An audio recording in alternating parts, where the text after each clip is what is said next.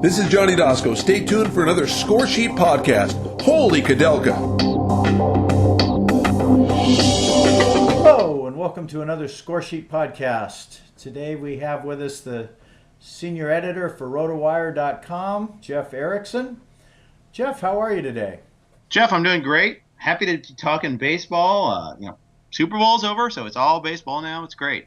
Yeah, I like football, but I'm much more of a baseball guy. And, speaking of baseball, Jeff Erickson just got inducted into the Fantasy Baseball Hall of Fame about a week ago. Congratulations, Jeff. Oh, thank you very much. It was cool. The FSWA thing was awesome. My wife got to go to the conference. She got to see me in my element with almost all my friends in the industry. Jason Gray and Joe Sheehan surprised me, showed up for the induction along with another friend that's not even in the industry at all. Kim helped arrange that surprise too, so it was pretty cool. It was a fun weekend. It's cool to be recognized by my peers. Yeah, well, you've been doing this. I mean, you guys started, was it Roto News, which was pretty much the first aggregate website of news from all over the country.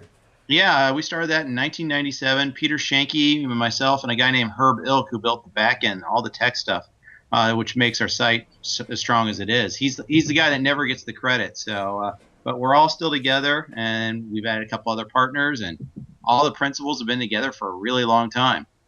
Well, 97 in this industry, I mean, there's a lot of people now in the industry that were barely born in 1997.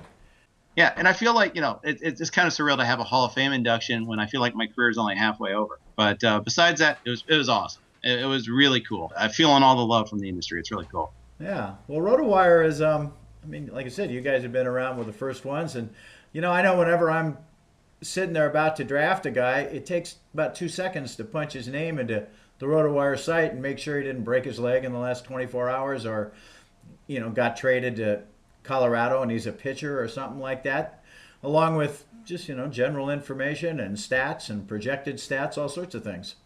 It's labor of love. And it's amazing to see how much we've grown, how much the industry has grown.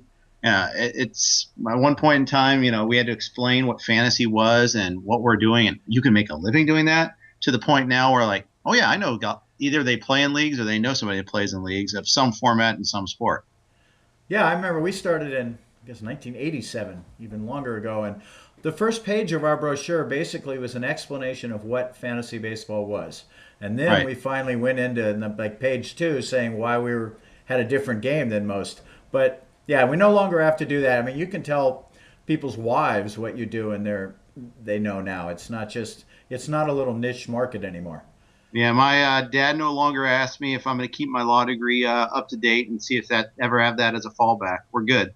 Yeah, the other thing the one that really amazes me the most is how much the stats that we use have changed. I mean, I remember 15 years ago, I won our local league a couple times because I started using on-base percentage and everybody else was still using batting average. Maybe it was 20 years ago. And, now it's BABIP, and I mean, there's 1,000 acronyms. They've got, pitchers that have better strikeout ratios when they throw it high and outside as opposed to low and inside. It's quite the thing. Yeah, it is. And I love that, Tout Wars now is using on base instead of batting average. We're trying, Roto's trying to evolve. It's a few steps behind Scoresheet as far as that goes. But, it's a different gaming experience too. Simulation game versus a Roto experience. And, you guys are clearly the best simulation game out there. The one I call it that as a general category, to find a general category, but kind of a class into yourself. So it's always fun to play that. I like having the difference. Yeah, no, I think, playing a simulation is a little different. For one, I think that the team-dependent stats are not as important as Scoresheet. Runs scored, RBIs, pitcher wins. It's more the individual stats. It's a player's on-base percentage or OPS, and for pitchers, it's more ERA and, base runners allowed, and it's less of those team-dependent things. So there's definitely a difference in the draft strategy. Yeah. Absolutely. And one I haven't mastered yet, Jeff. I've only won a couple of Scoresheet leagues, and I've probably played in, I don't know, maybe 15 to 20 of them now, maybe even more. I don't know. I should probably count out the seasons, but it's hard. It's really hard. And I'm playing in a lot of continuing leagues, not redraft leagues. So it makes it even a little bit more difficult. And there's obviously a big difference in the two and how you draft. Yeah, no, the strategy for keeper leagues is definitely strategy for single season. Well, you also tend to play in leagues with a lot of other fantasy baseball writers or experts. And you're also, I think the people that tend to do better at Scoresheet are the ones that pretty much only play Scoresheet because then they only have to come up with one draft list. Whereas you, of course, since you're writing for the rotisserie world mainly, you have to come with two entirely different draft rankings for Scoresheet and for rotisserie. Yeah, that's right. For that matter, I'm playing in two mixed leagues for Scoresheet, one NL, one AL, and those are different beasts too. Just knowing the player pool is a little bit different, knowing where the scarcity hits in certain spots, where those inflection points are. I mean, I always tell people the most important thing you can do before your draft is know your league. This applies to any format you play in. Know what makes your league tick, what's different about your league than other leagues, because score sheet leagues have evolved where there are different rules, different keeper rules, different trading rules, and things like that. And you need to be on top of that, know the player pool, know what the nuances are that make certain players worth more than others, and it takes time to do that right. It's like most things in the world. You got to know what your specific league rules are. It's kind of amazing to me how many people say, "Gee, I would have done that differently if I'd known." And I'm like, "Well, it's the rules aren't usually hidden. You just have to figure them out." But I think the difference is, it's hard to come up with a rotisserie draft list and switch it totally for Scoresheet. But there are some differences. I think in general, pitchers are drafted higher in Scoresheet, though rotisserie seems to be moving a little more towards drafting pitchers early. Yeah, in fact, I wrote an article for our magazine talking about that, especially like contests like the NFBC. It's definitely they're moving a lot earlier. Those are some of the best, most reliable lists too, because these are people who are spending pretty big bucks, and they put the time in to try to figure that out. But it's different also because there's no trading, and I think that's one of the things that's going to push that up a little bit. But yeah, absolutely, Scoresheet. It's not just having the elite starters; it's also having the depth of starters too. Knowing that you can't go into a season with just 5 starters. You really need 7 or 8, and that changes things a little bit there. And you don't have to chase saves. You can just find a guy that is an effective reliever, so that depresses the reliever cost too.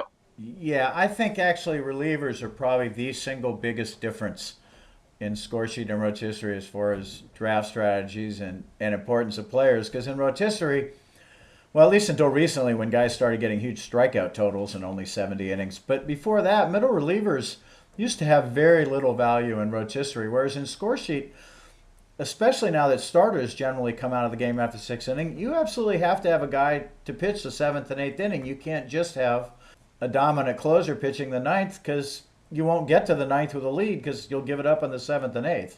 Well, yeah, and to that end, almost, innings are a pretty big currency among the reliever pool and Scoresheet, and trying to find the guy that throws 80 innings as opposed to 60, a high leveraged innings at that, you still have to be good, but, that's more important than, being a closer actually might actively hurt a few of these relievers because they throw less often. Yeah, no, that's one thing that people learn in Scoresheet is it really doesn't matter how many saves your guy has in real life. If you had Wade Davis last year, you could care less if he got a save or not as long as you got 80 innings of dominant pitching performance.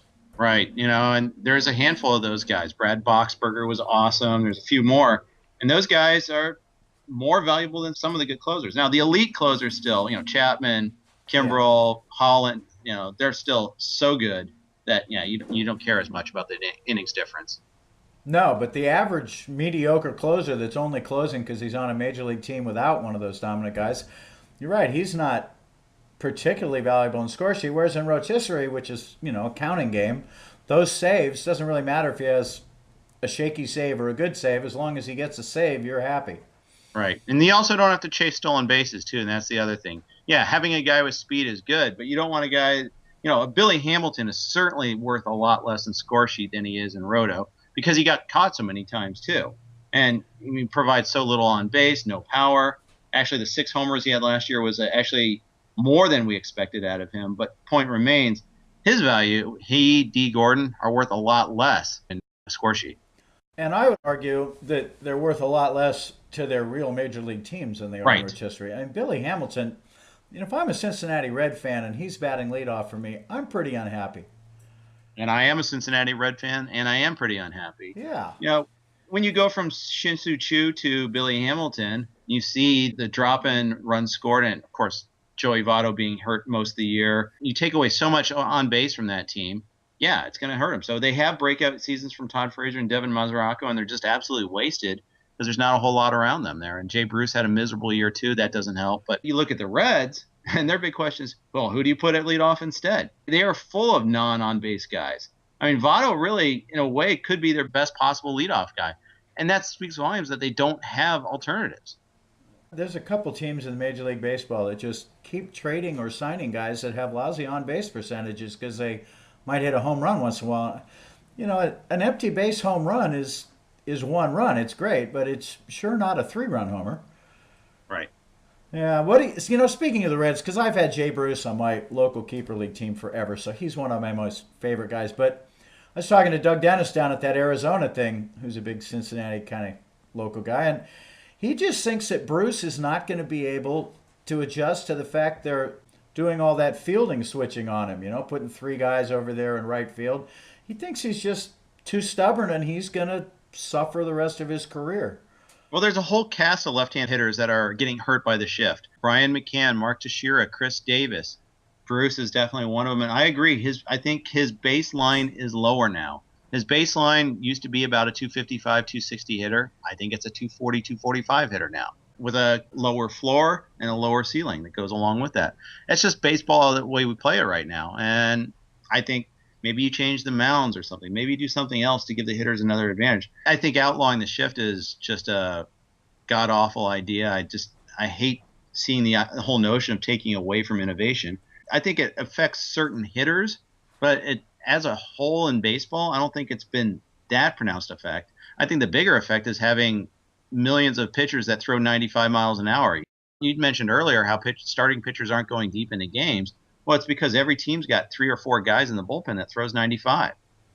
Yeah, no, it used to be if you had, a Sandy Koufax, you let him pitch until his arm fell off because there'd be a huge drop-off between him and the reliever. But, yeah, now unless you're Clayton Kershaw, maybe you're of that caliber, the reliever that comes in is probably a better pitcher for one inning. Like, he's throwing 98 miles an hour. He's only got to face 3 or 4 batters. It's, you don't, as a batter, you don't get to see the same starter 3 or 4 times anymore. You see him twice, and then you see a lefty that throws 96, and then you see a righty that throws 99. It's kind of tough.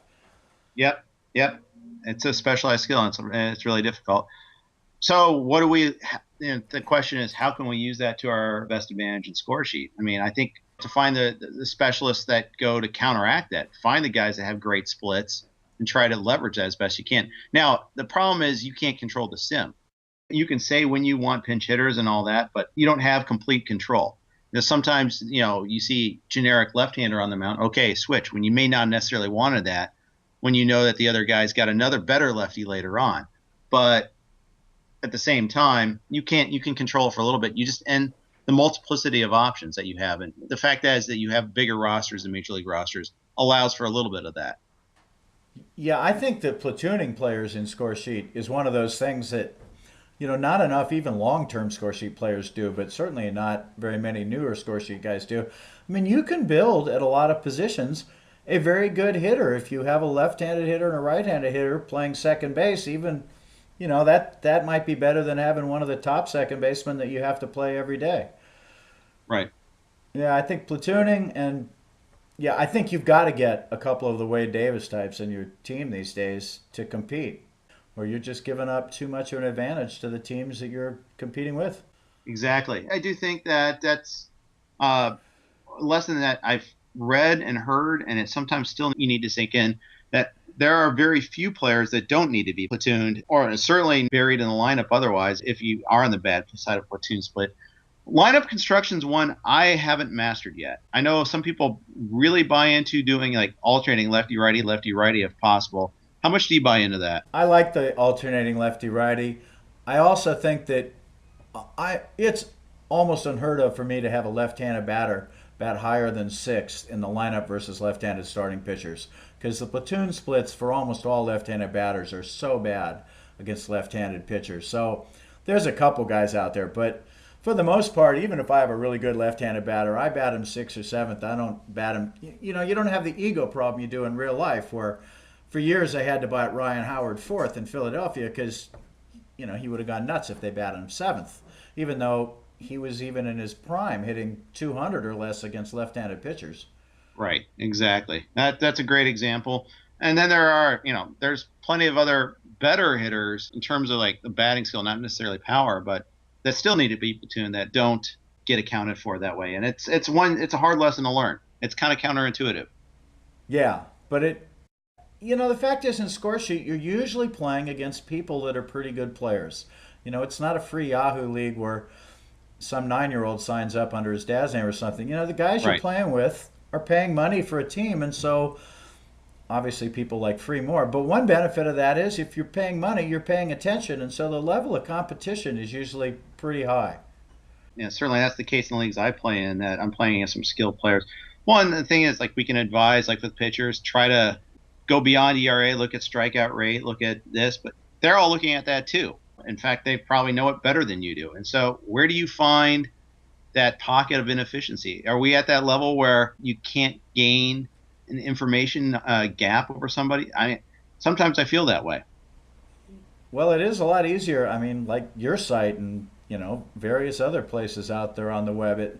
The amount of information you can get compared to 20 years ago when you'd buy a magazine that went to press probably in December, and you're sitting there in March, and the only tool you have is this magazine at your draft table. I think it was a little easier back then to differentiate yourself from the guy next to you. Right, exactly. Always a continuing challenge there. Yeah, but on the other hand, it's kind of fun. I think one thing is when you win a league, you can really pat yourself on the back and say, gee, I did a good job. Yeah, absolutely. Absolutely. And the Reds I'm not really a Reds fan, but I always seem to have a ton of Reds on my teams. Is Homer Bailey going to pitch well this year? If he stays healthy, sure. Before he got hurt, he had strung together a really good month. He had really shown like all the indicators were on a positive track. But, I mean, the health is not guaranteed. And that's why you don't sign young pitchers to 6-year deals. But that's one thing you don't have to worry about, at least in your game, which is one of the things I like. We don't have to worry about contracts. I think he's a good buy low candidate. I think he's got potential to be the number 2 or number 3 starter, and you're paying 5th starter price for him. Yeah, I mean, that's always been true in fantasy, and I think it's maybe even more true now. You can maybe lose a league in the first or second round by picking a guy who has a horrible year. But as long as you get reasonable value in the first round, you can't really win a league because everyone else getting good guys. But come round 16, if you draft Homer Bailey in round 16 and he turns out to be their number 2 pitcher, you've made a lot of value there. Well, yeah, and especially in continuing leagues too. That's the key, is finding Anthony Rendon and Corey Kluber before they bust out, so that you have an elite player at the cost of a nice solid mid-round pick. And in the case of, especially in the case of Kluber, where he was available in a lot of leagues, whereas in Rendon, he was in a lot of these leagues he was drafted as a prospect, and owners held on to him. That's what I find is trying to put a price on draft picks and on prospects is kind of a challenging business. I'm in various leagues where we have different prices. Like I play in BL Murphy, and that one's a ridiculously tough track because we keep so few guys, and there's some various nuances to the rules. I haven't come close to winning that league. That one I'm still trying to figure out how to build that core. But I think the key is finding that base of keepers and then getting a little lucky that they stay healthy and they all produce the same like they should in one given year.